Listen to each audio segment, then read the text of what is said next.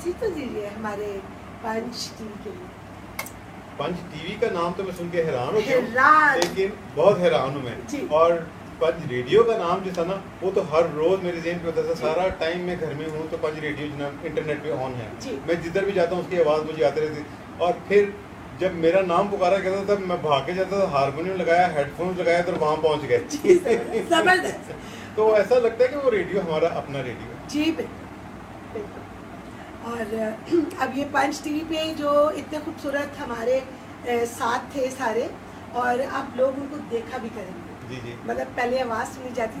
اچھا جب میری آپ سے بات ہوئی تو آپ نے بتایا کہ کلام اقبال آپ نے ریکارڈ کیا، اس کے کچھ ایک دو سنا دیں گے آپ؟